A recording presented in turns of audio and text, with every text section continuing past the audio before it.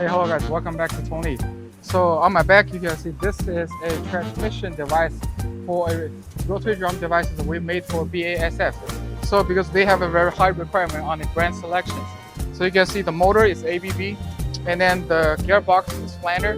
So this is like the highest standards of the transmission parts requirement in this whole industry. So if we take a look back here, so as for the structure, you can see the motor is connected to the reducer either by elastic coupling or fluid couplings, and then so this gearbox is connected to the main shaft of the rotary drum pinion device. So and then one thing special about it is you can see this one has the auxiliary drive. So which if the rotary drum devices, the diameter is larger than 3 or 3.2 meters, or the load is very large, then we will need this auxiliary drive. So the auxiliary drive is also made of a motor, a fluid coupling, and then a small gearbox.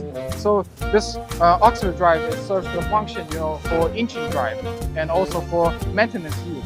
So usually in our fertilizer industries, we will equip this auxiliary drive in dryer. So yeah, thank you guys. I'll introduce about other part of our equipment.